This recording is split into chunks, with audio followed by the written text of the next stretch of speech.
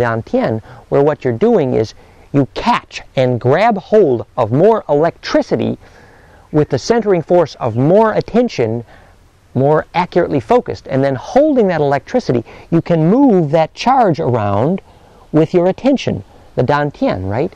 Well, so throwing your weight around meant understanding this quality of grace, which is the quality of concressing capacitive waves non-destructively.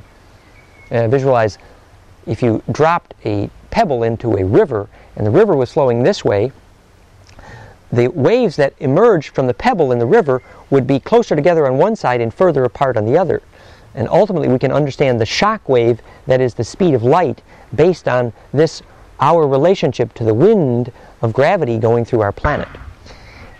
So ultimately, steering the charge with respect to that wave is a matter of steering all of these waves of charge so that they all can nest to one point. And if you crack the whip of your attention, where you ride this long wave down into a short wave and then a shorter wave yet, in that approach to stillness, you can feel the charge that grows because you've done this exercise, which actually brings us to one of the exercises I wanted to describe. It's called the spin path to the 0 point, and it's a breath exercise. And it's based on what's called the mathematics of perfect damping. Perfect damping is if you have a wave that's going up and down like this, and you want to stop it, but in such a way that you don't lose any inertia around the way, it wants to coast perfectly, that the spin path to the 0 point would look like the side view of a caduceus. And in fact, in the mathematics of perfect damping, the height of this wave with respect to the next one is golden ratio. And the length of this one with respect to the next smaller one is golden ratio, or 0.618. So if you visualize a caduceus, you know, the symbol of the medical profession, and you wanted to climb the ladder, you'd start with a very big breath, and then you'd take a smaller breath, which is about 0.618 as big, and then you'd take a smaller breath yet, and then a smaller one, and then a very refined breath.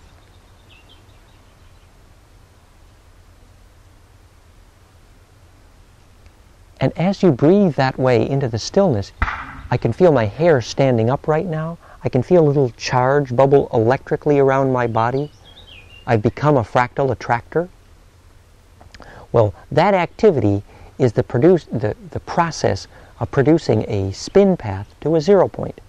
It's just like in order to reach in and touch lightning and not burn your finger, you have to go in this contiguous pathway where you go from infinite motion to infinite stillness without at any point doing anything ungraceful.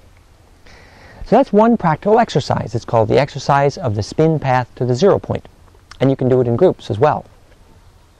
Most of what I'm going to describe in the Twinkling Eyes Lifestyle section here of this conversation is on the web, summarized at the address danwinter.com/health, Health.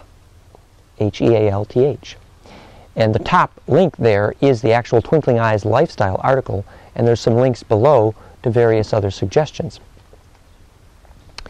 So we're beginning to get the idea that if we understood the principle of what is life force, we would then understand the principle of how to eat spin. And really, in answer to the question we started with, what is spin, then spin is every wave that survives. And with that, let's take a little different point of view now.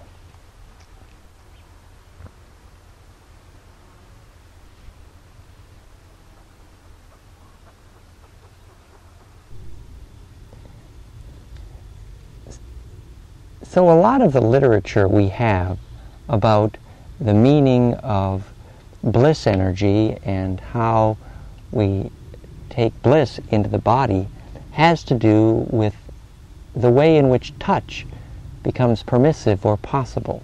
So this story about the possibility of making touch permissive between people then becomes a good backdrop for the subsequent conversation about the spiritual nature of sexual energy, for example. So we're going to talk about the geometry of pressure in the perfect touch in this article, which is on the web at danwinter.com/touch. And I'm bringing up a mirror of it right now here. And the article is derived from the work of Dr. Manfred Clynes, who wrote the book Centix, which is about this waveform technology. Just bear with me just a second here. Here we have it, touch, danwinter.com/touch. And the main picture that's of interest here is this one right here, which is about the waveforms that Dr. Manfred Clynes determined internationally were the way people would touch in order to express different emotions. Now, he measured this in a very particular way. He used a little model of a finger on a button on a spring that if you put a button on a spring in front of a person and said, now touch this button in such a way that you feel joy, say. And so you would touch the button on a spring and convey that emotion in the shape of the way you would touch the button, the way the pressure would change over time. And if you passed a piece of paper behind the button as you touch it, you would make these little charts we're seeing down on the computer here now. So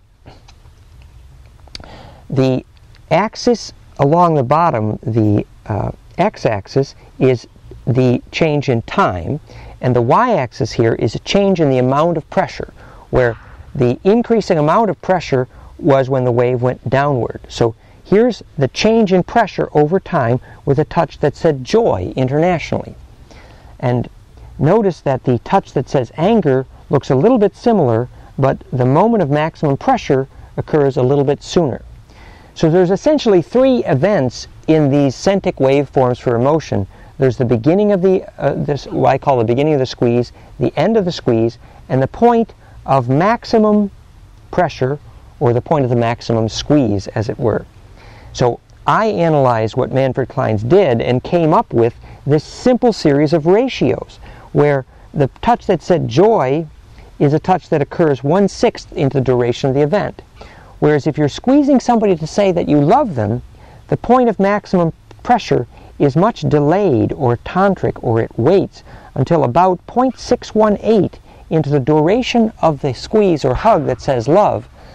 So let's try to understand this in practical terms. Now, first of all, he showed this happened around the world, that he was experimenting with the fact that when he touched his violin string, if he used rubato or gave shape to the fold of the way he would touch the violin string when he played his violin, that this would determine whether or not people would cry. And so he was very curious to look at how the change in touch over time, the change in pressure over time, would be how we expressed emotion.